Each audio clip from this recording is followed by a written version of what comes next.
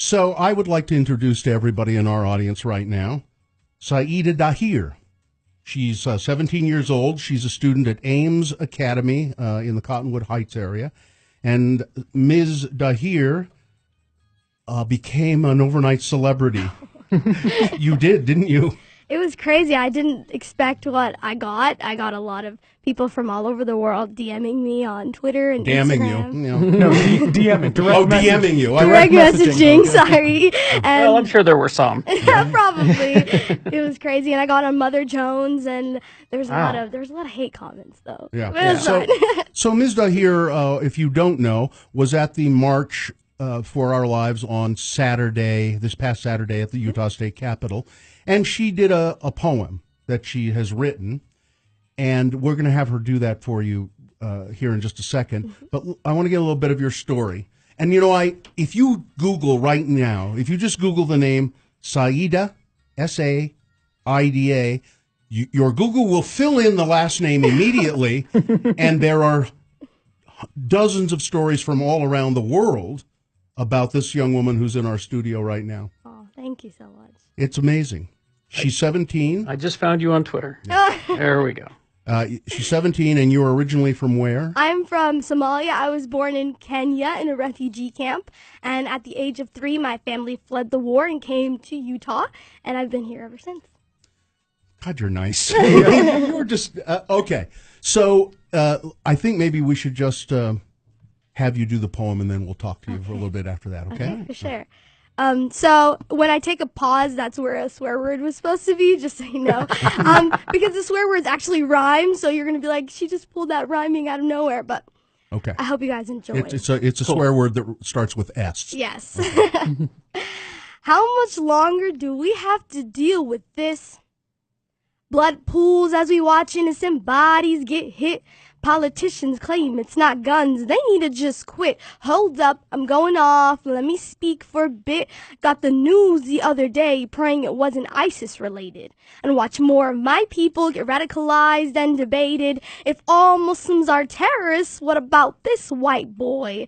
It seems the color of his skin wasn't means for a ploy. He was mentally insane, mentally deranged. This poor child was ill. It wasn't his intention to kill you. See, he came from a broken family, some sort of dysfunctional family tree. He was bullied, did bad in class, and was faced with so much difficulty, and that's why he slaughtered. He didn't mean to kill your daughter. The voices committed the crime. He shouldn't have to do the time, and well, for the victims.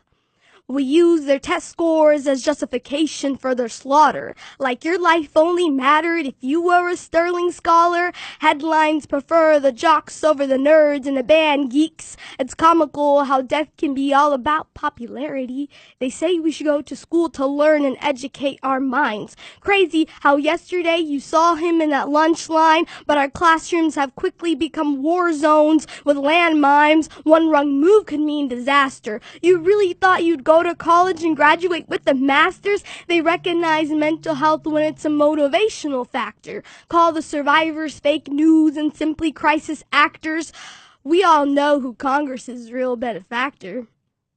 Bullets were my biggest fear when I was young. I used to loathe the big bad man with the gun. You'd hear the bang, bodies would drop, and you'd run and always thought it was impossible. But now it's come reality. Screw an ACT score, we're more worried about morality. As teenagers, our biggest fear should be what to wear tomorrow. Not in shock, grieving some friends and consumed in total sorrow. Our perspectives in life have changed. Our whole educations have been rearranged. Are you going to prom on Friday?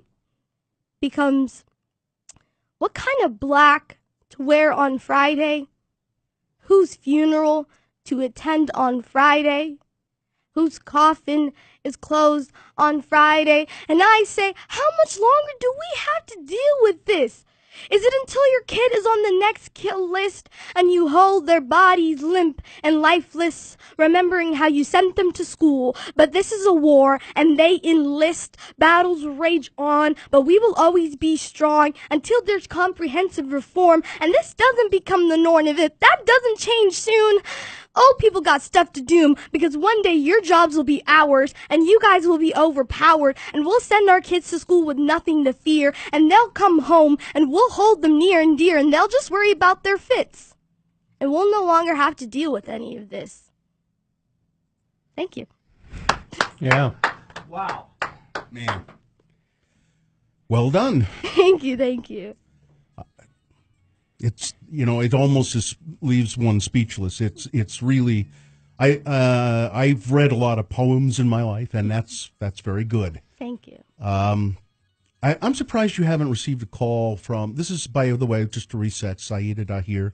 She's 17 years old. She's now a resident of Utah, refugee from Somalia, originally Kenya, who had to run from people trying to kill her and her family. Mm-hmm.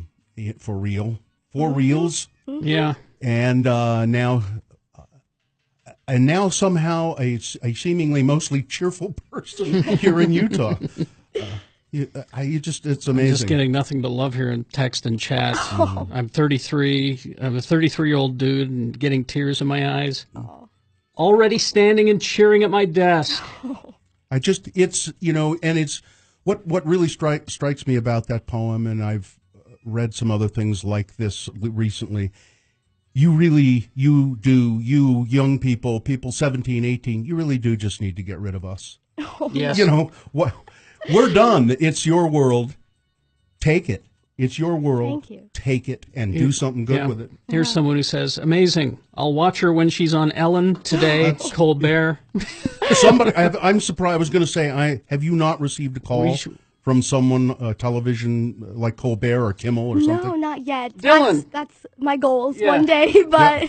Dylan, you're the talk show guy. It should happen now. Let's get this clip to Ellen or somebody. Yep. All right. That would be great. I got people sending it to Ellen and like Colbert and stuff like Yes. that, but no respond yet. Hopefully, though. Well, maybe because we've got you on our cameras on RFH TV, and we taped that. So Okay. let's send it out to Ellen or Absolutely. whoever. You really do that very well. Thank you. Do you do other, you must do other slam poems? Yes, I do a lot of slam poems. The first time I ever read in front of a big crowd was after the Muslim ban, and there was the big refugee march, and I was like, I want to speak on this because I wrote a poem about the Muslim ban, and I got in contact with the people, and I spoke, and it was the most nerve-wracking thing because that was the biggest amount of people I've ever spoken to. But that event led me to go to Washington, D.C., and I spoke at Washington, D.C., and I read a poem there, and I met a lot of reps, and it was a really cool experience. Yeah. I think it's amazing. You're a leader now. Do you have plans to be a political leader? See, I was just going to say, because off air you said that you want to be a journalist, and I Yes. think that's just amazing and admirable and all that stuff, but I want you to run for office. That Because I want you to fix all of the messes that are up there.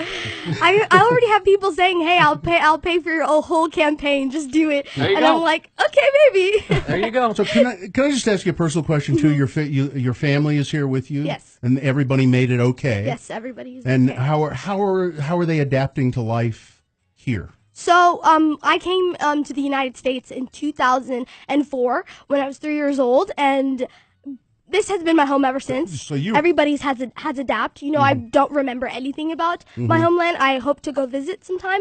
My family always goes visits, but I haven't had the opportunity. So has your family adapted fairly well? Because it's easier when you're three. Yeah. You just grew up as essentially an American girl. Yes. Yeah. Yeah, my family has adapted. They're doing great things. Good. All right. Good. Saido Dahir, great to meet And you. easy to find you on Twitter. Are you on Twitter, or Yes, I'm what are you on mostly? I have Twitter and Instagram. My @ is Saida_Dahir on both. Because I just followed you on Twitter. Thank you. All right, thank Pleasure you to so meet much. Thanks Thank for you being guys here. for having me. Honor having you in here. KXRK Pro.